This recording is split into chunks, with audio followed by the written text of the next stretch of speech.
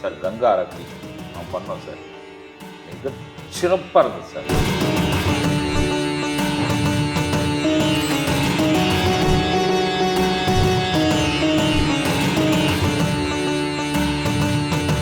யார் யாரெல்லாம் முடங்கி கிடக்கின்றார்களோ வாழ்க்கையில மொத்த முடக்கங்களும் உடஞ்சி அப்படியே தூள் தூளா போயிட்டோம் சார். இந்த பெருமாளை முடங்கி இருக்கக்கூடாது, வெளியே வரணும்னு நான் விருப்பப்பட்டேன். ஆனா உண்மை என்னன்னா, பெருமாளுக்கு நீ எதன் மீது அதீத பற்று வைத்துள்ளாயோ ஒரு நாள் அது பொய் என்று நிச்சயமாக உனக்கு இறைவன் உணர்த்தியே தீர்வார், நீ வாழ்ந்து முடிக்கின்ற காலத்துக்குள்ளேயே. நம்ம ஒரு ஆளே இல்லைன்றத அவர் நிரூபிச்சுன்னே இருக்காரு, ஒரு செகண்டும் நிரூபிக்கிறே. பெரிய பிரச்சனைலேருந்து வெளியே வரணும் அப்படின்னா ஒரு விஷயத்தை தெளிவாக சொல்கிறேன். சுகமே சொல்ல சார். சுகமே சொல்ல சார். சார் கங்கா ஆரத்தி நான் பண்ணோம் சார். மிக சிறப்பாக இருந்தது சார். நிறைய மக்கள், கிட்டத்தட்ட ஒரு 1000கணக்கான மக்கள் வந்திருப்பாங்க அந்த சின்ன இடத்துல. அங்கே சௌடேஸ்வரம்மன் பண்ணது இன்னும் மிகப்பெரிய அதிசயம் சார். கங்கா ஆரத்தி சௌடேஸ்வரம்மன், அதை பற்றி சொல்லுங்கள் சார். நம்ம உறவுக்கு நிச்சயமாக எல்லாருக்குமே சொல்லி ஆகணும். ரொம்ப வருஷமாக நம்ம வீடியோ கீழே நிறைய பேர் கமெண்ட் பண்ணுவாங்க, சார் கொங்கு பெல்ட்டில் எதனா ஒரு கோயில் சொல்லுங்கள், நீங்கள் சென்னை சைடு சொல்கிறீங்க, நார்த் சைடு சொல்கிறீங்க, கொங்கு பெல்ட்டில் சொல்லுங்கன்னு ரொம்ப வருஷமாக கேட்டுட்டு இருந்தாங்க. இப்போ நம்ம கொங்கு பெல்ட்டில் ஒரு தலை சிறந்த ஒரு ஆலயத்தை ரெஃபர் பண்ணியிருக்கோம். அவினாசியிலேருந்து புளியம்பட்டி போகிற ரோட்டில் தண்டுக்காரன் பாளையம்னு ஒரு ஊரில் கோவிந்தராஜ பெருமாள் கோயில் அப்படின்னு சொல்கிறப்ப எனக்கு புள்ள இருக்குது சார். பயங்கரமாக இருக்குது. ஏன்னா அந்த கோவில் எதுக்காக நம்ம ரெஃபர் பண்ணியிருக்கோம் அப்படின்னா, வைகுண்ட ஏகாதசி அன்னைக்கு நான் ஏற்கனவே அந்த கோயிலுக்கு போயிருக்கேன். எப்போ போயிருக்கேன்னா, எனக்கு அந்த வைகுண்ட ஏகாதசிக்கு முன்னாடி ஒரு 2 மந்த்துக்கு முன்னாடி, 1.5 மந்த் 2 மந்த் இருக்கும் முன்னாடி ஒரு நாள் அந்த கோயிலுக்கு நான் அந்தியூருக்கு போயிருக்கேன். முதல்ல அந்தியூரில் என்னுடைய கிளைண்ட் ஒருத்தவங்கள பார்க்க போகிறேன். அதாவது வாழ்வின் விளிம்பில் எட்ஜில் இருக்காங்க. நிச்சயமாக அந்த ஃபேமிலியை நான் கண்டிப்பாக ஒரு நாள் இந்த சேனலில் நான் அறிமுகப்படுத்துவேன். அவங்க அவ்வளோதான் முடிஞ்சிச்சு என் லைஃபு, லாஸ்ட்டாக ஒரு வாட்டி என்னை பார்த்துட்டு போங்க சார் அப்படின்னு வாட்ஸ் அப்பாயின்மெண்ட் கேட்குறாங்க. 2 இயர்ஸ் பேக் போகிறேன், பார்க்குறேன். அவங்களுக்கு ஒரு பையனுக்கு பேச்சு வரல, பேச்சு இல்லை சார். பையன் இப்படி இருக்கான், தொழில் ஃபுல்லாக முடக்கும், டோட்டல் லாஸு, எட்ஜில் இருக்கேன் சார். இருக்கலாமா இல்லைன்னா பாய்சன் சாப்பிட்றலாமான்ற ஸ்டேஜில் இருக்கோம். லாஸ்ட்டாக அவங்கள பார்க்குறோன்னு நாங்கள் அவங்கள அங்கேருந்து அவங்களுடைய சொந்த இடத்துக்கு ஷிஃப்ட் பண்ணிட்டேன். சொந்த இடம் இருக்குது அவங்களுக்கு, அங்கே இருக்க வேண்டாம், நீங்கள் வேறு இடத்துக்கு மூவ் ஆகிடுங்கன்னு ஒரு வாஸ்து நிபுணர் சொல்லியிருக்காரு. அதனால் இவங்க அங்கே மூவ் ஆகிருக்காங்க. மூவ் ஆனதுக்கப்புறம் பெரிய பிரச்சனை மாட்டி வாழ்வின் எட்ஜுக்கு மாட்டிக்கிட்டேன். அப்புறம் நீங்கள் வேறு இடம் மாறி ஆகணும் அப்படின்னும் போது அவங்களுடைய டீட்டெயில்ஸ்லாம் கேட்கும்போது எங்களுக்கே சொந்த இடம் ஒன்று இருக்குது சார், அங்கே விட்டு தான் நல்லா இருப்போம்னு இங்கே வந்தோம். இங்கே இப்படி ஒரு பிரச்சனையில் நாங்கள் மாட்டிக்கிட்டோம். இங்கேருந்து எவ்வளோ தூரம் அந்த சொந்த ஊருங்க, ஒரு 10 கிலோமீட்டர், வாங்க போகலாம். அப்போ ஸ்பாட்லேயே போனால் சொந்த இடம், ஃபஸ்ட் கிளாஸ் இடம். இங்கே விட்டுட்டு அங்கே போயிருக்கீங்கன்னா மறுபடியும் அந்த ஃபேமிலியை அந்த சொந்த இடத்துக்கு வர வச்சுட்டோம். ரொம்ப நாளாக இங்கே இல்லைன்றதுனால அந்த புல் பூண்டெல்லாம் முளைச்சிருந்தது எல்லாத்தையும் கிளியர் பண்ணி 1 வீக்கில் அந்த ஃபேமிலியை சொந்த இடத்துக்கு வர வச்சிட்டோம், பூர்வீகத்துக்கு. அந்த ஃபேமிலி அந்த இடத்துக்கு வர வச்ச பிறகு நான் சில விஷயங்கள் சொல்லியிருந்தேன். இந்த ஓடை கட் பண்ணணும், ஷீட்டை கட் பண்ணணும், எல்லாத்தையும் கட் பண்ணிட்டேன். இப்போ அவங்க என்ன பண்ணிட்டாங்கன்னா, நல்ல க்ரோத்து, ஒரு ஆட்டு பண்ணை சொந்தமாக போட்டாங்க. போட்டுட்டு அடுத்த ஆட்டு பண்ணை போட போகிறாங்க. ஃபஸ்ட்டு ஆட்டு பண்ணை போட்டாங்க, 2வது இன்னொரு ஆட்டு பண்ணை போடுறாங்க. அதுக்கு என்னை கூப்பிட்ருக்காங்க, நீங்கள் மார்க் மட்டும் பண்ணி கொடுத்துட்டு போயிடுங்க சார். ஃபஸ்ட்டு ஆட்டு பண்ணைக்கு மார்க் பண்ணி கொடுத்துட்டீங்க, இன்னும் கொஞ்சம் வளர்ச்சி நல்லா இருக்குது, இன்னொரு ஆட்டு பண்ணை மார்க் பண்ணி நீங்களே கொடுத்துருங்க அப்படின்னு கூப்பிட்ருந்தாங்க. நான் கோயம்புத்தூர் போய் கோயம்புத்தூர்லேருந்து ரெட் டாக்ஸி எடுத்துக்கிட்டு அந்தியூர் போகிறேன். அந்தியூரில் போய் அவங்க ஆட்டு பண்ணலாம் மார்க் பண்ணி கொடுத்துட்டு, அந்த குழந்தை எனக்கு ரொம்ப பிடிக்கும். மேக்ஸிமம் அவங்க அந்த ஃபேமிலிக்கு உடனே நான் போகிறதுக்கு காரணம் அந்த பையன்தான். அவனுக்கு பேச்சு வர, அவனை பேச வைப்பேன் அப்படின்னு அவங்க அம்மா அப்பா கிட்ட சேலஞ்ச் பண்ணியிருக்கேன். அந்த பையனுக்காகவே நான் போவேன். அவங்க எதனா உடனே கூப்பிட்டாங்க. போய் ஆட்டு பண்ணடா மார்க் பண்ணிவிட்டு ரிட்டன் வரும்போது என் நண்பர் சொல்கிறார், நம்ம மாணவர் அவர் என்ன சொல்கிறாரு, சார் நீங்கள், அவர் கோயம்புத்தூரில் இருக்கார் சார், எங்களுடைய நேட்டிவ் பிளேஸில் ஒரு கோவில் இருக்குது, நீங்கள் தயவு செய்து முடிஞ்சால், நான் கோயம்புத்தூர் வந்திருக்குன்னு அவருக்கு தெரியும், முடிந்தால் நீங்கள் வர வழியில் ஒரு 12 கிலோமீட்டர் சார் போய் பார்த்துட்டு வாங்க அப்படின்னு சொல்கிறாரு. சரிங்க சார், நான் அந்தியூர் போகிறேன், போயிட்டு ரிட்டர்ன் வரும்போது டைம் இருந்தால் பார்க்குறேன்னு சொல்லிட்டேன். கரெக்டாக அந்த அந்தியூர் ஃபேமிலிக்கு ஆட்டு பண்ணலாம் மார்க் பண்ணி கொடுத்துட்டு ரிட்டர்ன் வரேன். வரும்பொழுது பெருமாநல்லூர்னு ஒரு ஊர், இந்த பிரிட்ஜுக்கு கீழே ஒரு ஐயங்கார் பேக்கரியில் உட்காந்து நானும் டிரைவரும் டீ சாப்பிட்றோம். சாப்பிட்டுட்டு டீனா டீ இல்லை, அது கூட சில பேருக்கு இப்போது டக்குன்னு கீழே கமெண்ட் வரும், சார் நீங்கள் தான் டீ காஃபி குடிக்க மாட்டேன்னு சொல்கிறீங்களே எங்கள் வீட்டுக்கெலாம் வந்தீங்கன்னா. அம்மா டீனா டீ கிடையாது, லெமன் டீ சாப்பிட்றோம். இங்கேருந்து நண்பர் சொன்னால் அந்த தண்டுக்காரன் பாளையத்துக்கு போகலாமா அப்படின்னு கேட்குறேன் டிரைவர்கிட்ட. போகலாண்ணே, இங்கேருந்து ஒரு 12 கிலோமீட்டர்ண்ணே, 12-13 கிலோமீட்டர் தான் வரும், போகலாண்ணே அப்படின்ட்டு. சரி போகிறோம். போனால் நான் இங்கேருந்து அந்த ஊருக்கு பெருமாள் கோயிலுக்கு போகிறேன் அப்படின்றத அந்த ரெஃபர் பண்ண நண்பருக்கு சொல்லிட்டேன். சார் நீங்கள் சொன்னீங்க உங்கள் நேட்டிவ் பிளேஸில் போய் ஒரு கோயிலை பார்க்க சொன்னீங்க, இப்போ நான் அந்த கோயிலுக்கு போயிட்டுருக்கேன்னு சொன்னோடனே அவர் என்ன சொல்கிறார், சார் நீங்கள் போங்க, நீங்கள் போனவுடனே அங்கே ஊர் ஆட்கள் உங்களை ரிசீவ் பண்ணுருவாங்க, நான் மற்ற ஏற்பாடெலாம் பண்ணிடுறேன்ட்டார். போனவுடனே அங்கே ஒரு 4-5 பேர் நின்னாங்க, வாங்க சார் அப்படின்னு கூப்பிட்டாங்க. வந்தோம், கோயில் இருக்கிற இடத்த காட்டுங்க அப்படின்னா வெறும் கிரவுண்டை காட்டுறாங்க. வடிவேல் படத்தில் வடிவேல் சொன்ன கிணற காணணும் அந்த மாதிரி. நான் கோயிலை நினச்சிட்டு போகிறேன், நான் நினச்சிட்டு போகிறது ஒரு கோயிலாக இருக்கும், இந்த கோயிலை பற்றி எதனா பேசணும்னு நினைக்கிறாங்க போல நினச்சிட்டு போகிறேன். அப்புறம் தான் தெரியுது வெறும் கொடிமரம் மட்டும்தான் இருக்குது. சுவாமியை எடுத்து 11 வருஷமாக கோவில் இடிஞ்சு சாமியை எடுத்து தனியாக வச்சுருக்காங்க நெல் மேலே போட்டுன்னு. சரி அந்த கொடிமரத்தை அடைச்சி போய் பார்க்கலான்ட்டு போகிறேன். ஃபுல்லாக முள் சார், காலை வைக்க முடியாது, சரியான நெறிஞ்ச முள். நான் ஃபோனில் டார்ச் அடிச்சுக்கிறேன், என்னை கூட்டுட்டு போகிற அந்த ஊர் கிராம மக்கள் அவங்க பேட்டரி வச்சு அடிச்சுட்டு வராங்க. காலை வைக்கிற முள், செருப்பு அவங்களாம் விஷயம் தெரிஞ்சவங்க கொஞ்சம் செருப்பு போட்டு வந்தாங்க. நான் அப்படி வெறுங்கல்லில் போனேன், அதனால் எல்லாம் சரியான முள். போனேன், அந்த கல் தூணில் ஒரு சைடு ஆஞ்சநேயர், ஒரு சைடு கருடன் இருந்தார் பார்த்தேன். கோவில் இருந்த இடம் பார்த்தீங்கன்னா வெற்றிடமாக இருக்குது. அந்த பெருமாள் ஒரு சின்ன அறையில் பூட்டி ஒரு நெல் மேலே வச்சுருக்கிறாங்க. பார்த்துட்டு வந்துட்டேன் சார். ஒரு 1.5 மாதம் இல்லைன்னா ஒரு 2 மாதம் இருக்கும் இது நடந்து. பார்த்துட்டு சார் நீங்கள் பார்த்துட்டிங்களா சார் அப்படின்னாரு. பார்த்துட்டாங்க. ஏதோ உங்களால் ஒரு நல்லது நடக்குன்னு என் மனசுக்கு தோணுச்சு சார், அதனால தான் சார் எங்கள் ஊருக்கு போய் உங்களை பார்க்க சொன்னார். சரி ரைட்டுங்க அப்படின்ட்டு வந்துட்டேன். வந்த பிறகு ஒரு நாள் நான் அங்கே பார்த்த அதே பெருமாள் வைகுண்ட ஏகாதசி அன்னைக்கு கனவுல வர்றார். அப்படி ஜொலிக்கிறார். அப்படியே கனவுல வந்து ஊரெல்லாம் சுற்றுறல்ல, என் கோயில் கட்டாமல் தானே இருக்கேன், அங்கே வந்து போனோம்ல, அதுக்கப்புறம் 2வது வந்தியா, அதுக்கு உண்டான வேலை எதனா செஞ்சியா, ஆனால் உன் வேலைக்கு மட்டும் உன்னால் சுற்ற முடியுதில்ல அப்படின்னு கேட்டார் சார். அன்னைக்கு தானே அந்த காஃபி குடிச்சிட்டு இருந்த அன்னைக்கு அதே தான். அந்த கேட்ட உடனே காலையில் கேட்குறாரு. அதுக்கப்புறம் எழுந்து கீழே வரேன். அதுக்கப்புறம் நானும் நண்பரும் செம்பருத்தி டீ குடிக்கும்போது யோசிக்கிறோம், இந்த கனவு வந்ததை பற்றி டிஸ்கஸ் பண்ண பிறகு இது எந்த பெருமாள் கோயிலாக இருக்கும் அப்படின்னு யோசித்து கண்டுபிடிக்கிறதுக்கு முன்னாடி ஒரு விஷயம், அந்த கனவுல என்ன நடந்ததுன்னா, பெருமாள் கோயிலுக்கு பின்னாடி ஒரு கிணறு. நான் ஃபஸ்ட்டு நாள் நைட்டு போய் அந்த பெருமாள் கோயிலை பார்க்குறேன். அன்னைக்கு அந்த கிணறு இருக்கிறது எனக்கு தெரியாது, நடந்த விஷயம் தெரியாது. போகிற முள்ளாக இருந்தது. கொடிமரத்தாண்ட பெரியவங்க கூட்டு போகிறாங்க. அந்த கோயிலை சின்ன ரூமில் வச்சு பெருமாளை பூட்டியிருக்காங்க. இதை மட்டும் காட்டினாங்க. ஏற்கனவே கோயில் இருந்த இடத்தையும் காட்டினாங்க. பார்த்துட்டு வந்துட்டு அந்த கனவுல ஹைலைட் என்னன்னா, பெருமாள் கோயிலுக்கு பின்னாடி ஒரு கிணறு இருக்குது. அந்த கிணறில் ஒரு பெண் விழுந்து இறந்து போனதும் அந்த கனவுல வருது. பெருமாள் வந்து காட்சி தர்றாரு, ஒரு பொண்ணு ஓடி போய் கிணத்துல விழுந்து இறந்து போகுது. அப்போ தான் நான் நண்பருக்கு ஃபோன் அடித்தேன், நீங்கள் போய் உங்கள் ஊரில் பெருமாள் கோயிலை பார்க்க சொன்னீங்க, அந்த பெருமாள் கோயிலுக்கு பேக் சைடு நேராக கிணறு இருக்கான்னு கேட்டேன். கொஞ்சம் இருங்க சார், கட் பண்ணிட்டு உங்கள் லைனில் வரேன்னார். மறுபடியும் லைனில் வந்தார். ஆமாம் சார், நேராக பின்னாடி கிணறு இருக்குது, அந்த கிணத்துல விழுந்து இறந்துருக்காங்களா? ஆமாம் சார் இறந்துருக்காங்க. அப்போ நிச்சயமாக இந்த கோயில் தான், வேறு எந்த மாற்றமும் கிடையாதுன்ட்டு அப்போவே கிளம்பி அந்த ஊருக்கு நான் அப்போவே ஸ்பாட்டில் 2.5 மணி நேரத்தில், இந்த கனவு வந்து 1 மணி நேரம் டிஸ்கஷன் நடக்குது. 1 மணி நேரம் முடிஞ்ச பிறகு குளிக்கிறோம். நானும் நண்பர் எல்லாம் வண்டி எடுத்துகிட்டு நேராக கிளம்பி அங்கே அவினாசி பக்கத்தில் தண்டுக்காரன் பாளையம் போய் ஊர் கிராம மக்களை கூப்பிட்டு உட்காரிச்சு பேசுகிறோம். இந்த மாதிரி ஒரு கனவு வந்திருக்கு, ஊரெல்லாம் சுற்றுற, என் கோயில் கட்டுறதுக்கு ஒரு நாள் எதுவும் பேச முடியாதா, எதுவும் பண்ண முடியாதான்னு பெருமாள் கேட்குறாரு.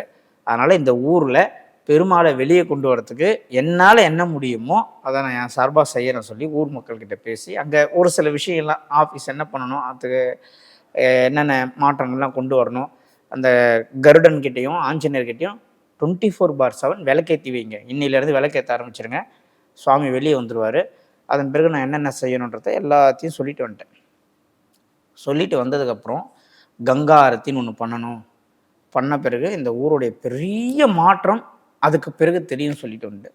18/1/2026 அமாவாசை அன்னைக்கு அங்கே மாபெரும் கங்கா ஆரத்தி நடைபெற்றது. பல ஊர்லேருந்து பல வேற லெவல் கூட்டம் வந்திருந்தாங்க. எல்லா மக்களும் வந்து பயன்பெற்றாங்க. இப்போது இதோடைய தாத்பரியம் என்னென்னா சார், அந்த ஊரில் சௌடேஸ்வரி அம்மன் ஒரு அம்மன் இருக்கு. அந்த அம்பாள் வந்து சப்பரத்தில் 4 பேர் தூக்கின்னு வராங்க. நான் வந்து அந்த 18ஆம் தேதி கங்கா ஆரத்தினா 17ஆம் தேதியே போயிட்டேன் ஸ்பாட்டுக்கு. போயிட்டு ஒர்க்லாம் எப்படி இருக்குது, என்ன பண்ணியிருக்காங்க, கிராம மக்கள் வெளியூர்லேருந்து ஆள் வந்தாங்கன்னா அவங்களுக்கு குளிக்கிறதுக்கு இடம் இருக்கா, பாத்ரூம் ஃபெசிலிட்டி இருக்கா, எல்லாத்தையும் செக் பண்ண போயிருந்தேன். கோவிலில் உட்காந்து பேசிகிட்டே இருக்க 4 பேர் சப்பரத்தில் தூக்கின்னு அந்த அம்பாவை தூக்கின்னு ரோட்டில் போகவும் மாட்டுறாங்க, சுற்றி வராங்க ஒரே இடத்த. அப்போ தான் நண்பர்கிட்ட கேட்டேன், என்னங்க அம்பாள் இது திருவிழாவா இந்த ஊரில்னு கேட்டேன். இல்லைங்க, இது வந்து சௌடேஸ்வரி அம்மன், இது வந்து வருஷத்தில் ஒரு 10 நாள் மட்டும் இந்த சப்பரத்தில் வந்து அம்பாள் வருவாங்க அப்படியா. நாங்கள் ஒரே இடத்துல நிற்கிது. ஆமாங்க, அந்த அம்பாலே எப்போ எங்கே மூவ் ஆகணுமோ அப்போ தான் மூவ் ஆகும். இது நாங்கள் புதுசு ஆச்சரியமாக இருக்குது எனக்கு இப்போ சார். இது அப்போ எனக்கு ஃபுல்லாகவும் புரியல. எனக்கு புரியல என்ன சொல்கிறீங்கன்னு கேட்கும்போது, 4 பேர் சப்பரத்தில் தூக்கி தோளில் வைப்பாங்க, வச்சுட்டு ஒரு வீடாக போக மாட்டாங்க. அந்த அம்பாள் எங்கே போகணும்னு நினைக்கிறாளோ அங்கே இந்த 4 பேரையும் தள்ளி போயிடுவாங்க. ஆமாம் சார், தோட்டத்துக்கு போயிடுவாங்களாம். தோட்டத்துக்கு போவோம், 10 கிலோமீட்டர் அண்ணாண்ட ஊரை விட்டு போவோம், எங்கெங்கேயோ போய் அந்த அம்பாள் சுற்றிட்டு மறுபடியும் நைட்டு வந்துடும். சரி சார், இதை நானே போனேன்.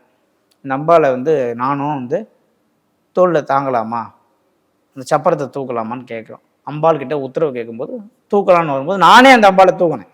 அது எப்படின்னா முன்னாடி வந்துட்டு போவோம் இல்லையா? ஆமாம், நம்ம போய் அந்த அம்பாள் கிட்ட நின்னா அந்த அம்பாள் வந்து நம்ம கிட்ட 3 வாட்டி வந்து ஆசீர்வாதம் பண்ணுற மாதிரி வரும். அப்போ நான் ஒன்று தூக்கலாமான்னு கேட்கும்போது சப்பரத்தில் தூக்கலாம் அப்படின்னு ஆசீர்வாதம் அம்பாள் கொடுத்ததும் தூக்கி தோளில் வச்சாங்க. தூக்கி தோளில் வச்ச பிறகு எனக்கே அறியாமல் நான் ஒரு வீட்டில் போய் நிற்கிறேன். தூக்கி தோளில் வைக்கிறாங்க. தோளில் வச்சதும் நான் என்ன பண்ணுறேன், என்னையே அறியாமல் அந்த அம்பாள் என்னை தள்ளி போய் ஒரு வீட்டில் நிப்பாட்டி வச்சிட்டேன். அப்போ தான் புரியுது, அந்த அம்பாள் எங்கே போகிறாங்கன்னு விருப்பப்படுறாங்களோ அங்கே தான் அந்த அம்பாள் போய் நிற்கிறாங்க.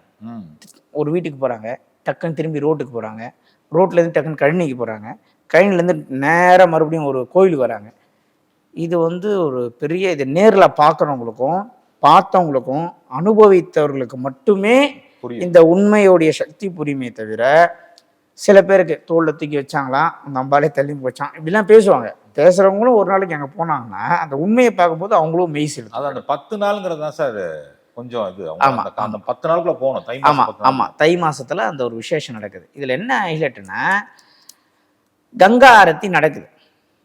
கங்காதேவி தலையில் வச்சுக்கிட்டு அந்த சௌடேஸ்வரி அம்மன் கோயிலுக்கு போய் கங்கா ஆரத்திக்கு நீங்கள் வந்து கலந்துக்கணும் அப்படின்னு நான் கேட்குறேன். கரெக்டாக கங்கா ஆரத்தி பண்ணுறப்ப அந்த அம்பாள் வந்து அங்கே நின்னா. ஆமாம் சார், அது வரைக்கும் எனக்கு தெரியாது. சரி, அதாவது தூக்கிட்டு வந்திருக்காங்க போல தெரியுது, சாமியை காட்டுறாங்கன்னு நினச்சிட்டு இருந்தேன். அந்த அம்பாளுக்கு கூட்டம்னா ரொம்ப பிடிக்குமா சார்? கூட்டம்னா ரொம்ப பிடிக்கும். கரெக்டாக கங்கா ஆரத்தி நடக்குது, அந்த அம்பாளுடைய கண் பார்வையில் தான் அது நடந்தது. அதோடைய அனைத்து சாட்சிகளும் நம்ம கிட்ட வீடியோவாக இருக்கு. ஆமாம் ஆமாம். அதனால் பயங்கர அதீத சக்தி வாய்ந்த ஒரு ஊர் சார் அந்த தண்டுக்காரன் பாளையம். எதுக்காக அந்த ஊரில் இருக்கக்கூடிய பெருமாளை நான் வெளியே கொண்டு வர வேண்டும் என்று நினைத்தேன்னா, ஏதோ ஒரு ஆஃபீஸுக்கு நம்ம போகிறோம், காலையில் ஒரு 10 மணிக்கு போகிறோம், 11:30-12 மணிக்கு ஒரு டீ பிரேக்கு, அப்புறம் 1.5 மணி நேரம் ஒர்க்கு, ஒரு லஞ்சு, அப்புறம் மறுபடியும் ஈவினிங் ஒரு ஸ்நாக்ஸ் டைம், டீ டைமு, மறுபடியும் 2 மணி நேரம் ஒர்க்கு. நம்ம இதுக்கே ஒரு மனுஷன் என்ன நினைக்கிறான்னா, எப்படா வீட்டுக்கு போகும்னு தோணும். ஆஃபீஸுக்கு போயிட்டேன். 11 வருடங்களாக தன்னை சிறையில் வைத்தால் போல் முடங்கி கிடக்கின்ற ஒரு இறைவனுக்கு எந்த மாதிரியான ஒரு மன ரீதியாக ஒரு குமுறல்கள், ஒரு ஆதங்கம் இருக்கும் என்பதை என்னால் உணர முடிஞ்சது. ஸோ மனிதன் வேறு இல்லை, இறைவன் வேறு இல்லைன்றது என்னுடைய தீர்க்கமான கருத்து. அதாவது திருமூலர் தெளிவாக சொல்லிட்டார், நடமாடும் தெய்வம் தான் மனிதன்ட்டார். 11 வருஷமா முடங்கி போயிருக்கார். அதுதான் இங்கே விசேஷம். அப்போ இந்த முடக்கத்திலிருந்து இறைவனை வெளியே எடுத்துட்டு வந்தால் கொங்கு பெல்ட்டே, இந்த தொண்டுக்கார பாறையில் இந்த கொங்கு பெல்ட்டே பெரிய செழிப்படையும் என்பது எனக்கு இறைவன், எனக்கு என்னுடைய சிற்றறிவுக்கு இறைவன் உணர்த்திய ஞானமாக நான் பார்த்து, இந்த பெருமாளை முடங்கி இருக்கக்கூடாது, வெளியே வரணும்னு நான் விருப்பப்பட்டேன். ஆனால் உண்மை என்னன்னா, பெருமாளுக்கு டைம் பீரியட் முடிஞ்சிருச்சு. அவருடைய அந்த சிறை காலம் முடிந்து போய் அவர் வெளியே வர வேண்டிய காலம் வந்துருச்சு. அதற்காக அந்த எண்ணத்தை என் மூலியமா வெளியே கொண்டு வராரே தவிர, இப்ப சம்பத் சுப்பிரமணியம் இல்லைன்னா வேற ஒருத்தர் அவர் தேர்ந்தெடுத்திருப்பார். அதான் உண்மை. பெருமாளுக்கு 5 வருஷம் ஒருத்தருக்கு ஜெயிலு, அதுக்கப்புறம் அவருக்கு விடுதலைன்னா 5 வருஷம் முடிஞ்ச பிறகு அவர் ஆட்டோமேட்டிக்காக வெளியேறாரு. அதே கதை தான் நம்ம பெருமாள். முடக்கத்தில் இருக்கக்கூடிய இந்த பெருமாளை வெளியே கொண்டு வர வேண்டும் என்றால் மக்கள் அனைவரும் ஒன்று கூடி அந்த ஊரிலே ஊரணி பொங்கல் வைத்து கூட்டு பிரார்த்தனை செய்து நாம் வழிபட்டால் நிச்சயமாக மாபெரும் மாற்றம் நடக்கும் என்பது என்னுடைய தீர்க்கமாக ஒரு நம்பிக்கை. அதனால அந்த கங்கா ஆரத்தி பண்ணி அங்கே கூட்டு பிரார்த்தனை பண்ணி நம்ம அந்த பெருமாளை வெளியே கொண்டு வர வேண்டும், ஆலயம் கட்ட வேண்டும் என்று நான் நினைத்தேன். அந்த ஊர் மக்கள் அதுக்கு மிகப்பெரிய ஒரு உதவிகரமாக இருந்து சப்போர்ட் பண்ணாங்க. பலாயிரக்கணக்கான மக்கள் வந்து சேர்ந்தாங்க. இப்போ ஒரு விஷயத்தை நான் தெளிவாக சொல்கிறேன். வாழ்க்கையில் சில பேருக்கு எப்போ ஒரு வாழ்க்கையில் ஒரு மனிதனுக்கு ஞானம் பிறக்குன்னா சார், இப்போ ஒருத்தர் ஒரு கருத்தை சொல்லுவார், அந்த கருத்து தான் நியாயம் என்று அவர் வாதாடுவார். அதே மனிதர் ஒரு காலத்துக்கு பிறகு எதிராளி கருத்தும் ஒருவேளை சரியாக இருக்கலாம் என்ற யோசனைக்கு வருவார். அது ஒரு பக்குவ ஸ்டேஜ். அதன் பிறகு சில காலகட்டங்கள் பிறகு தான் சொல்வது சரி என்றதை நிப்பாட்டிட்டு எதிராளி சொல்வதில் என்ன சரி இருக்குதுன்னு கேட்பான். அது ஒரு ஸ்டேஜ் வரும். அதன் பிறகு எதிராளி சொல்வது மட்டும்தான் சரி என்ற ஒரு ஸ்டேஜுக்கு வருவான். பிறகு இன்னொரு ஸ்டேஜ் வருவான், எதிராளி சொல்வதெல்லாம் எதிராளி நம்மளுக்கு சொல்வதல்ல, இறைவன் வேறு ஒரு மூலியமாக நமக்கு ஒரு விஷயத்தை சொல்கிறார் என்ற ஒரு ஸ்டேஜ் தான் ஃபைனல் ஸ்டேஜ். இந்த ஸ்டேஜுக்கு வந்தாதான் நான் சொல்ற விஷயமே புரியும். நான் எப்படி புரிஞ்சுக்கிறேன்னா, எல்லாரையும் இறைவனா பார்க்க ஆரம்பிச்சிருவாங்க. ஆமா ஆமா ஆமா, டயத்துல அவங்க எல்லாம் புரியும். ஆமா, அப்பதான் சார் எல்லாம் புரியும் சார். இப்போ எல்லாருமே இப்போ உதாரணத்துக்கு உருளைக்கிழங்கை அதிகமாக விரும்பி ஒரு பையன் சாப்பிட்றான், இல்லை சாப்பிட்டவங்க இருப்பாங்க. நான் சேலஞ்ச் பண்றேன் சார், உருளைக்கிழங்கை யார் அதீதமாக விரும்பி பள்ளி கல்லூரி காலங்களில் சாப்பிட்டீங்களோ அவங்க அனைவருமே இப்பொழுது உருளைக்கிழங்கை சாப்பிட முடியாத ஒரு சூழ்நிலையில் வாழ்வார்கள். ஒன்று அவங்களுக்கு கேஸ்ட்ரிக் பிரச்சனையா இருக்கும், இல்லை உருளைக்கிழங்கு பிடிக்காம போயிருக்கும். யாரெல்லாம் சேப்பங்கிழங்கு கருணைக்கிழங்கை சின்ன வயசில் பிடிக்காம அவாய்ட் பண்ணாங்களோ இப்போ அது அவங்களுக்கு அதிகமாக பிடிக்கும் ஆஃப்டர் மேரேஜ், வயசான காலங்களில். இதை ஏன் சொல்கிறேன் அப்படின்னா, இதில் தான் பெரிய ரகசியமே இருக்குது. நம்ம புரியாத சில பரிபாஷையில் பாட்டெல்லாம் சொல்லி பேசினா பாமர மக்களுக்கும் இது போய் சேரணும், புரியணுன்றதுக்காக தான் இவ்வளோ சிம்பிளாக நான் சொல்கிறேன். ஒரு உருளைக்கிழங்கை அதிகமாக சாப்பிட்ட ஒரு பள்ளி பருவத்தில் ஒருவர் வயதான காலத்தில் உருளைக்கிழங்கை சாப்பிட முடியாத சூழ்நிலை ஏற்படும். கருணைக்கிழங்கையும் சேப்பங்கிழங்கையும் அதிகமாக வெறுத்தவர் அதை மட்டுமே அதிகமாக சாப்பிடுவார், அதை மட்டுமே அதிகமாக விரும்புவார். என்ன காரணம்னா, இதில் தான் ரொம்ப ஹைலைட் விஷயமே இருக்குது சார். இதில் தான் அடங்கியே இருக்கு. இதை புரிஞ்சுக்கணும். ஏன்னா நீ எதன் மீது அதீத பற்று வைத்துள்ளாயோ ஒரு நாள் அது பொய் என்று நிச்சயமாக உனக்கு இறைவன் உணர்த்தியே தீர்வார், நீ வாழ்ந்து முடிக்கின்ற காலத்துக்குள்ளேயே. எதை நீ வேணாம் என்று ஒதுக்கினாயோ அதனுடைய மகத்துவத்தையும் இறைவன் நீ வாழ்கின்ற காலத்தில் உணர்த்தியே ஆவார். இது ரெண்டுத்தையும் நீ ஏத்துந்தான் ஆகணும். இது ரெண்டுத்தையும் தப்பவே முடியாது, யாருமே தப்ப முடியாது. இப்போ நான் ஒரு கருத்து பேசுறேன், என்ன பேசுறேன், ஜோதிடம் தாங்க, ஜோதிடத்தை விட்டா வேற எதுவுமே கிடையாதுங்க, ஜோதிடம் தாங்க நம்பர் 1, அதுக்கப்புறம் தாங்க நியூமராலஜி, அதுக்கப்புறம் தாங்க வாஸ்து, அதுக்கப்புறம் தாங்க ஓலைச்சுவடி. நான் வந்து ஜோதிடம் பார்க்குறேங்க, எனக்கு தெரியுங்க, கிரகங்களுக்கு உட்பட்டது தாங்க எல்லாத்தையுமே அப்படின்னு நான் பேசுகிறேன்னா, ஒரு காலகட்டத்தில் நான் ஒரு நியூமராலஜி பார்க்குறவர்கிட்டயோ ஒரு வாஸ்து பார்க்குறவர்கிட்டயோ போய் ஒரு அப்பாயின்மெண்ட்டுக்கு நிற்க போகிறேன்னு அர்த்தம். ஏன்னா இப்படி பேசினாதான் அங்கே போய் நிற்பேன் நான். அதனால் இப்படி இறைவன் என்ன பேச வைப்பார். இந்த உண்மையை புரிந்து கொள்ள லேட் ஆகும். நீங்கள் சாப்பிட்டு அது உள்ளே போய் ஜீரணமாகி அது 7 தாதுவாக பிரியறதுக்கு டைம் எடுத்துக்கும். நான் என்ன சொல்கிறேன், இதுதான் ஃபார்முலா. இந்த ஃபார்முலாவை நீங்கள் புரிஞ்சுக்கிட்டீங்கன்னா ஜெயிச்சிடுவீங்க. ஆனால் இது அவ்வளோ சீக்கிரம் புரியாது சார். புரிய வேண்டியவங்களுக்கு புரியாமல் இருக்காது, புரியக்கூடாது என்பவர்களுக்கு புரிந்தாலும் அது புரியாத மாதிரி போயிடும். இதுதான் இதோடைய தாற்பயம். ஏன்னா பெருமாள் வெளியே வர வேண்டும் என்று ஆசைப்பட்டு விட்டார். அவருடைய விதிக்காலம் முடிந்து விட்டது. யாரெல்லாம் அவரை வெளியே கொண்டு வர வேண்டும் என்று அவர் விருப்பப்படுகிறாரோ அவர்கள் மூலியமாக மட்டுமே அவர் வெளியே வருவார். உண்மை உண்மை 100% உண்மை சார். இப்போ ஒருத்தன் போய் 10 வருஷம் ஜெயில இருக்கிறான், வெளியே வந்தா யாரையும் பார்க்க விரும்ப மாட்டான். சில காலங்களுக்கு ஒரு விரக்தியில ஒரு டிப்ரெஷன்ல வெளியே வருவான், கொஞ்ச நாளைக்கு யாரும் பார்க்க விரும்ப மாட்டான். ஆனா அவன் வெளியே வரும்போது யாரையுமே பார்க்க விரும்ப மாட்டான் என்பது உண்மைதான். ஆனா அதுக்குன்னு யாரையுமே பார்க்க மாட்டான் என்பது கிடையாது. அவனுக்கு ரொம்ப க்ளோஸ் யாரோ அவன் தான் போய் வாசல்லே நிற்பான். இந்த ஜெயில இருந்து வெளியே வரும்போது அந்த வாசல்ல நிற்கிறான். அந்த வாசல்ல நிற்கிற ஆட்கள் தான் சார் நம்ம அங்க வந்த ஆட்கள். அவங்கள பெருமாள் பார்க்கணும்னு ஆசைப்படுறாரு. அதனால ஒரு விஷயத்த ஸ்டார்டிங்ல சார் ஒன்றும் இல்லை, நான் இறைவனை என் வீடியோவை தொடர்ந்து பார்க்குறவங்களுக்கு தெரியும். கடந்த ஒரு 4 வருஷமா நான் யூடியூப்ல பேசிட்டு இருக்கேன்.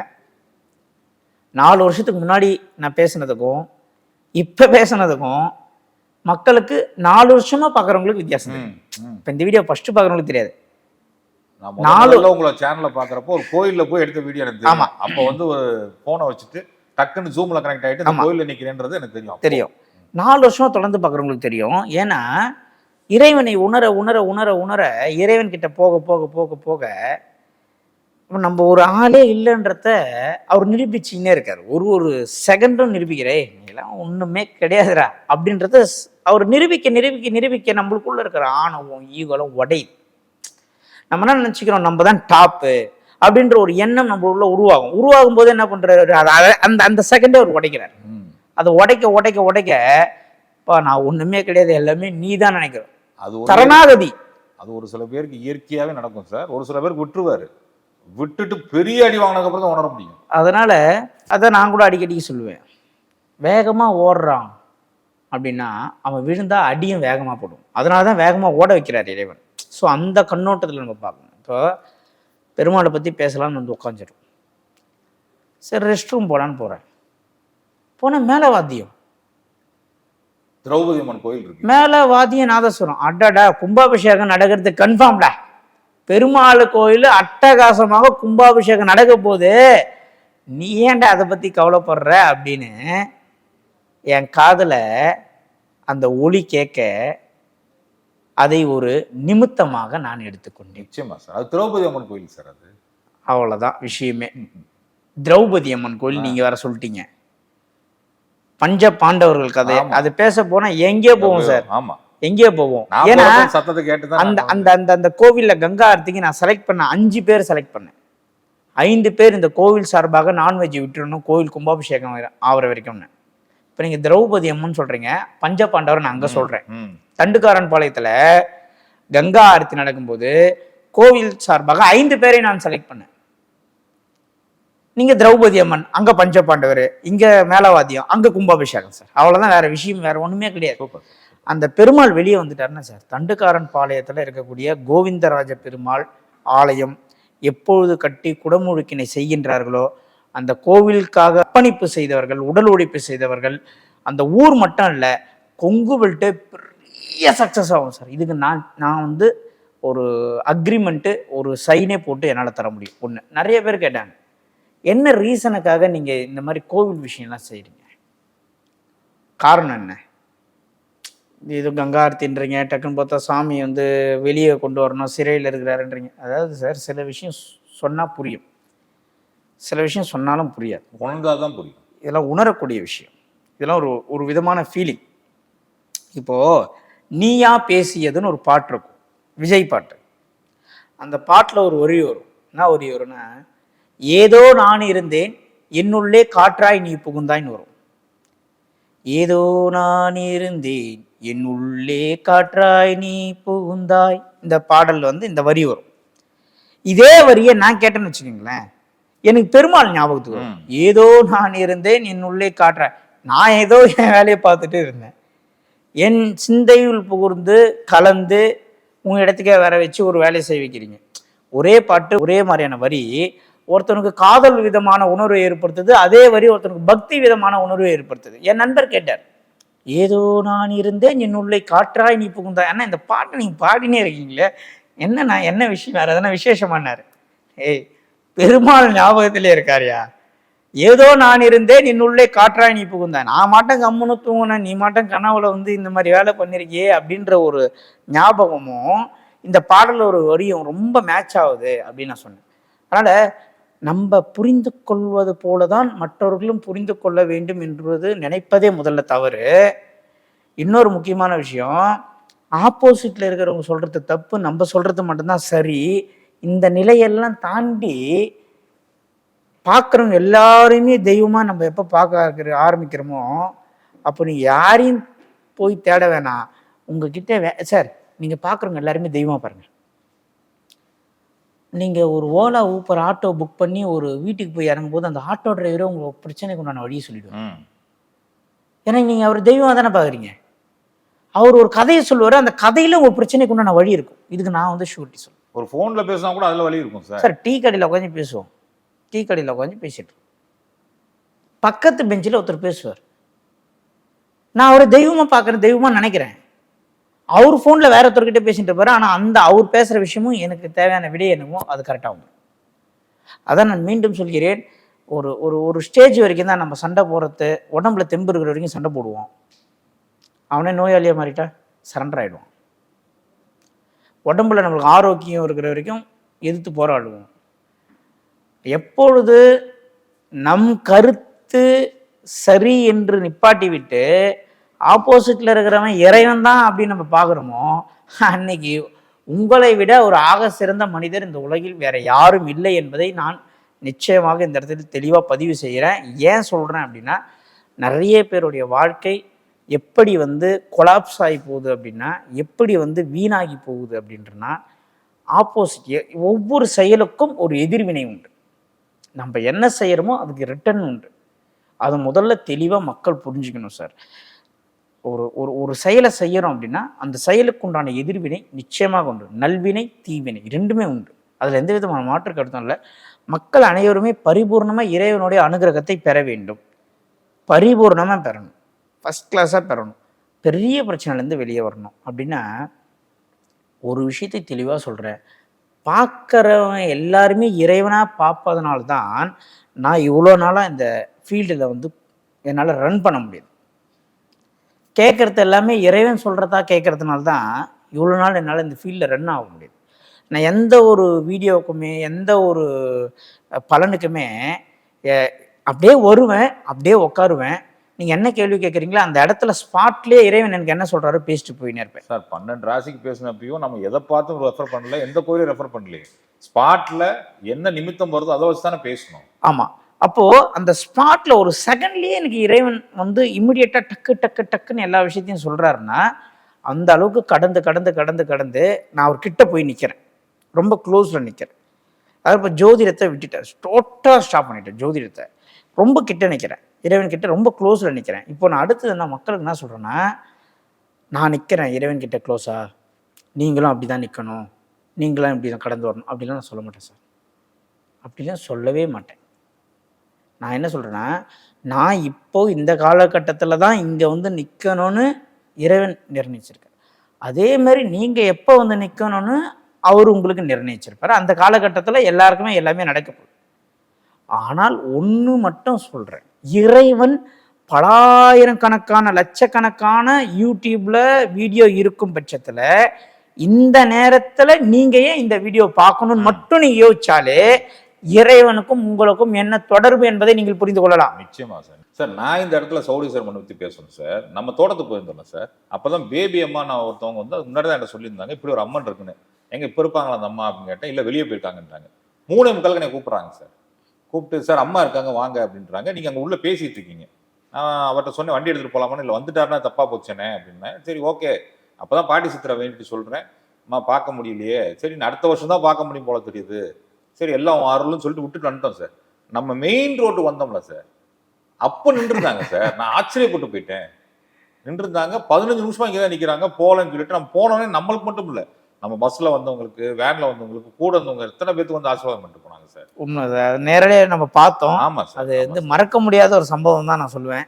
அதில் எந்த விதமான மாற்று கருத்து இல்லைன்னா தெய்வம் வந்து அது மிகப்பெரிய சக்தி சார். நீங்க இந்த கூட்டமா இருக்கப்ப போகணும், கூட்டமா இருக்க போகணுன்றப்ப எனக்கு ஒரு ஃபீல் என்ன வருதுன்னா, ஐயா நான் மட்டும் போய் கும்பிட்டு வந்துருவான்னு யாரும் போகாம, என்ன பிரச்சனை இருந்தாலும் குடும்பத்தோட போய் அங்க உட்கார்றப்ப, இல்ல உறவுக்காரர்களோட போய் உட்கார்றப்ப இன்னும் பெரிய வளர்ச்சி இருக்கும் சார். பெரிய பெரிய வளர்ச்சி இருக்குங்க சார். உண்மையிலேயே அந்த தண்டுக்காரன் பாளையத்தில் இருக்கக்கூடிய அந்த சௌடேஸ்வரி அம்மனும் அந்த பெருமாள் கோவிந்தராஜ பெருமாளையும் சார், கோவிந்தராஜ பெருமாள் ரொம்ப ஒரு ஆதங்கத்தில் இருக்கார் சார். அவர் முடங்கி போயிருக்கார். அவர் வெளியே வந்தாருன்னா என்ன ஆகும் தெரியுங்களா? பா ஒரு எல்கேஜி ஸ்டூடெண்ட் எத்தனை போய் ஒரு ப்ரீகேஜி ஸ்டூடெண்ட்டை காலையில் ஒரு அங்கன்வாடியிலையோ ஒரு பிளே ஸ்கூல்லையோ விட்டுட்டு வந்துட்டு ஈவினிங் போகும்போது ஓடியாரம் பார்த்தீங்களா, அந்த அம்மா அப்பான்னு கத்திட்டு அந்த மாதிரி அந்த பெருமாள் வெளியே வந்துட்டாருன்னு சார். யார் யாரெல்லாம் முடங்கி கிடக்கின்றார்களோ வாழ்க்கையில் மொத்த முடக்கங்களும் உடஞ்சி அப்படியே தூள் தூளாக போயிட்டோம் சார். அதில் எந்த விதமான மாற்று கருத்தும் கிடையாது. அவருடைய அனுகிரகம், அவருடைய பவர், அதை வந்து சொல்ல வார்த்தைகள் இல்லை, அனுபவித்தால் மட்டுமே தெரியும். நிச்சயமா சார், நிச்சயமா சார். அவர் வெளியே வர்றதுக்கு யாரெல்லாம் பாடுபடுகின்றார்களோ நான் செங்கல் வாங்கி தரேன். இல்ல அதைத்தான் இப்ப நான் உங்கள்ட்ட கேட்கணும்னு நினைச்சேன் சார். வெளியே வர்றதுக்கு சொல்லிட்டீங்க. இப்ப அந்த கோயிலோட வேலைகளை ஆரம்பிச்சிட்டாங்க.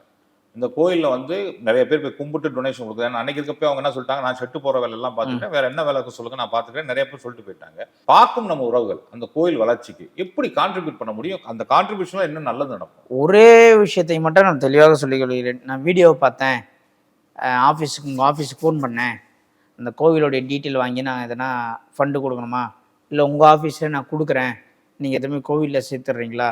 தயவு செய்து அப்படி யாரும் கேட்காதீங்க, வேணாம். அது நீங்கள் கோவிலுக்கு எதனா செய்யணும்னு விருப்பப்பட்டீங்கன்னா அந்த கோவிலுக்கு நேரடியாக போயிடுங்க. நேரடியாக அவினாசியிலேருந்து புளியம்பட்டி போகிற ரோட்டில் தண்டுக்காரன் பாளையன்னு ஒரு ஊர். நேராக அந்த கோயிலுக்கு போங்க, பெருமாளை பாருங்கள். தூணில் ஆஞ்சநேயரும் கருடனும் இருப்பார். அந்த கோவில் கமிட்டி, அந்த கோவிலோடைய கமிட்டி மெம்பர்ஸே அங்கே இருப்பாங்க. நேரடியாக அவர்கள்கிட்ட நீங்கள் என்ன செலுத்தணுமோ நீங்கள் பணமாகவோ பொருளாவோ செலுத்திட்டு வந்துடுங்க. பெருமாளை வெளியே கொண்டு வருவதற்கு அரிய மிகப்பெரிய ஒரு வாய்ப்பு, யாரும் தவற விட்டுறாதீங்க. அவ்வளோதான் நான் சொல்லுவேன். நிச்சயமா சார். நம்ம வெளிநாட்டு உறவுகள் இருப்பாங்க, அவங்க இங்கே வர முடியாது. வெளிநாட்டு உறவுகள் வரவே முடியாது சார். ஆனால் முடங்கி கிடக்கின்ற இறைவனை வெளியே கொண்டு வருவது எங்களுக்கும் பங்கு வேணும் அப்படின்னா நீங்கள் தொடர்பு கொள்ளுங்க நம்ம ஆஃபீஸை, நாங்கள் டீட்டெயில் கொடுக்குறோம், நீங்கள் ஃபாலோ பண்ணிக்கோங்க. அப்படி இல்லைன்னா கூட சார் அவங்க அந்த கோயிலோட இது நம்பர் கொடுத்துருப்பாங்களா சார், ஜிபே நம்பரோ இல்லை கோட கொடுத்துருப்பாங்க சார், அதை கூட கொடுத்துட்டீங்கன்னா நம்ம இதுலேயும் போட்டுடலாம் சார் கீழே. நம்ம கோவில் நிர்வாகத்துக்கிட்ட தான் கேட்டு தான் நம்ம அதை செய்யணும். நம்ம பர்மிஷன் இல்லாமல் அதை நம்ம செய்ய முடியாது. கோயில் நிர்வாகத்தை நம்ம நம்பரை கொடுத்துருவோம், அதை என்ன பண்ணுறாங்களோ பண்ணிக்கிட்டோம் சார். வெளிநாட்டு உறவுகளாக இருந்தால் ஆஃபீஸை தொடர்பு கொள்ளுங்க, கோயிலோட டீட்டெயில்ஸு ஃபார்வர்ட் பண்ணிடுறோம். அப்படி இல்லை உங்கள் ரிலேஷன், உங்கள் ஃப்ரெண்ட்ஸ் யாருன்னா இந்தியாவில் இருப்பாங்க, அவங்கள நீங்கள் எதுவுமே ஏன் மேக்ஸிமம் டைரெக்டாக பண்ண சொல்கிறதுக்கு காரணம் என்னென்னா, நீங்கள் நேரடியாக போகிறதோடைய விஷயம் வேறு. நீங்கள் போகணும், அந்த இடத்த பார்க்கணும், நீங்கள் யாருன்றது அந்த கோவில் கமிட்டி நம்பர்களுக்கு தெரியணும். ஏன்னா ரெகுலராக நம்ம கோவில் ஒர்க் பண்ணுறதுனால இப்போ வருகின்ற 6ஆம் தேதி கூட ஒரு கோவில் கும்பாபிஷேகம் ஒன்று சென்னையில். ஸோ அந்த நீங்கள் என்ன பண்ணியிருக்கீன்றது கோவில் நிர்வாகத்துக்கு தெரியணும், நீங்கள் யாருன்றது அவங்களுக்கு தெரியணும், நீங்கள் பெருமாளை பார்க்கணும், அங்கே இருக்க சுச்சுவேஷன் உங்களுக்கு புரியணும். நீங்கள் டைரெக்டாக வந்து ஃபோனில் ஜிபே பண்ணுறது இதெல்லாம் தாண்டி அங்கே இறைவனை நீங்கள் போய் பார்க்கணுன்றது தான் விஷயம். நிச்சயமா சார். அந்த கோவிலுக்காக யார் யாரெல்லாம் எவ்வளோ தூரம் சப்போர்ட் பண்ணுறாங்களோ அவங்க வாழ்க்கை மாபெரும் மாற்றம் அடையும் சார். பெரிய அந்த கோவில் கும்பாபிஷேகம் நடக்கிற அன்னைக்கு பாருங்கள், அந்த கோவிலுக்காக அர்ப்பணித்த அனைவரும் நன்கொடை செஞ்சாலும் சரி, உடல் உழைப்பு செய்தாலும் சரி, இறைவா உனக்கு செய்யணும்னு எனக்கு விருப்பம் இருக்கு, ஆனால் உன் நிலைமை மாரி தான் என் நிலைமை, நானும் இப்போ பெரிய லெவலில் லாக்கில் இருக்கிறேன்னு நினைக்கிறவங்க யாராக இருந்தாலும், ஆத்மார்த்தமாக ஒரு நம்பரை யாராக இருந்தாலும் நிச்சயமாக இந்த கோவில் கும்பாபிஷேகத்துக்கு பிறகு வாழ்க்கையை தலையெழுத்தே மாறிடும் சார். நிச்சயமா சார், நிச்சயமா சார். நான் ஒரு தகவலை சொல்லணுங்க. நீங்கள் குடம் எடுத்துட்டு சாமியை சுற்றி வரப்போ மேலே கருடன் சுற்றி வந்துச்சு. நான் உட்காந்துருக்க பையன் கேட்டேன், கருடன் சுற்றி வருதுன்னு கேட்டால் என்னைக்கு நீங்கள் சொன்னீங்களோ, என்னைக்கு ஃபிக்ஸ் பண்ணிட்டு வந்தீங்களோ அன்னிலிருந்து தினமும் கருடன் வருதான் சார். சார் அந்த கோயிலில் போய் நான் காலை வைக்கிறேன், காலை வச்சு பெருமாள் கிட்ட வேண்டிக்கிறேன், இந்த இடத்துல நீ வெளியே வரணும், நீ வெளியே வரத்துக்கு எது தடையாக இருக்குன்னு எனக்கு சொன்னீங்கன்னா அந்த தடையை நான் நீக்கிறதுக்கு உண்டான முயற்சி செய்கிறேன் அப்படின்னு சொல்லி பெருமாள் கிட்ட வேண்டிக்கிறேன். ஒரு டக்குன்னு ஒரு இன்ட்யூஷன், அந்த ஆன்மீக சக்தின்னு சொல்லுவோம், அதை நீ போ, திரும்பி போ, உன் கண்ணில் குரங்கு மாட்டிச்சுன்னா கல் தூணில் ஆஞ்சநேயர் இருப்பார், 24 மணி நேரம் அங்கே விளக்கேற்ற சொல்லு. ஒருவேளை உன் தலைக்கு மேலே கருடன் பிறந்தா கருடன் கிட்ட 24 மணி நேரம் விளக்கேற்ற சொல்லு, நான் வெளியே வந்துடுவேன் அப்படின்னு ஒரு சக்தி. வெளியே வரேன், சாமி கும்பிட்டு வெளியே வரேன், குரங்கு தெரியுதா கருடன் தெரியுதா அப்படின்னு வெளியே வந்தால் கரெக்டாக மேலே ஒரு உச்சியில் ஒரு கருடன் ஒரு பறக்குது. அது கருடனா கழுகா அப்படின்றது ஊர் மக்களுக்கு ஒரு டவுட்டு. அப்போ தான் எனக்கு ஒரு விஷயம் புரிஞ்சுது, அது கருடன் தான். பர்ஃபெக்டாக கருடனே வந்து பறக்காது. இந்த மாதிரியான சகுனம் நிமித்தம் காரணங்கள் எப்பொழுதுமே பலன் எடுக்கும் பொழுது எல்லாருக்கும் என்ன தெரியுதோ ஒரு ஆளுக்கு மட்டும் அந்த மாதிரி தெரியும் சார். இது என் குருநாதர் ஒருத்தர் எனக்கு கற்றுக் கொடுத்தார். சம்மந்தப்பட்டது யாரோ அவங்களுக்கு மட்டும் ஞானம் வேற மாதிரி வேலை செய்யும், சம்மந்தப்படாதவங்களுக்கு அது வேற மாதிரி தெரியும். அப்போதான் அந்த இடத்துல ஒரு காரியத்தை சித்தியாக்க முடியும் என்பதுதான் இறை ரகசியம். வந்து உட்கார்ற மேலே கருடன். ஊர் மக்கள் சொன்னாங்க, எல்லாரும் மேலே பார்த்தோம், அது நாரக்குக்கங்க, நாங்கள் கழுகுன்னாங்க. ஆனால் அது கழுகும் இல்லை, நாரக்குக்கம் இல்லை, கருடன்றது பறக்காது. சரியான ஹைட்டு. ஏன்னா அது கருடனுக்கு கழுகுக்கும் நிறைய பேருக்கு வித்தியாசம் பார்க்க தெரியாது சார். சரி, ஒரு அனுபவம் நான் சொல்கிறேன். இது நடந்த ஒரு உண்மை சம்பவம். பெங்களூரு எலக்ட்ரானிக் சிட்டியில் ஒரு பெரிய கம்பெனிக்கு வாஸ்து பார்த்துட்ருக்கோம். பெரிய கம்பெனி. இந்த கம்பெனி நீங்கள் சொன்னீங்கன்னா வாங்குகிறோம், இல்லைன்னா வேணாம் அப்படின்னு சொல்கிறாங்க. பார்க்குறேன், ஏரோஃப்ளை நைட்டுக்கு ஒரு கருடன் பறந்துன்னு இருக்கு. ஏரோஃப்ளை நைட்டுக்கு எங்கன்னா இந்த பில்டிங்னா ஒரு 10 கிலோமீட்டர் ஆனான் இருக்கும். 10 கிலோமீட்டர்ன்றது கண்ணுக்கு ரோடாக இருந்தால் கண்ணுக்கே தெரியாது, ஆனால் வான்ன்றது கிளீனாக தெரியும். அது எந்த ஒரு மூலையில் ஏரோஃப்ளை நைட்டுக்கு பறந்துட்டுருக்கு. நான் சொல்கிறேன், அதோ பறக்கிற கருடன் நம்ம பில்டிங் அந்த வந்ததுன்னா இந்த பில்டிங்கை நம்ம வாங்கலான்றேன் சொல்லிட்டு திரும்பி பேசிகிட்டே இருக்கோம். திரும்பி பார்த்தா அதே கருடன் அந்த பில்டிங் மேலே இருக்கக்கூடிய வாட்டர் டேங்க்ல வந்து உட்காந்துது. அவங்க 2 பேரும், சம்மந்தப்பட்ட 2 பேரும் மிரண்டு போயிட்டாங்க.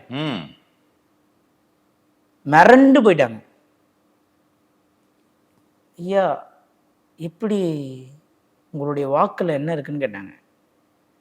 இல்லை, ஆத்மார்த்தமாக நம்ம ஒரு விஷயத்த நம்புறாங்க நம்மளை, அவங்களுக்கு நம்ம உண்மையாக இருக்கணும். அதுக்கு நான் இறைவன்கிட்ட உண்மையாக இருக்கிறேன், அவ்வளோதான். கான்செப்ட் இவ்வளோ தான். பெரும்பாலே நீ முடங்கி போயிருக்க, நீ வெளியே வரணும்.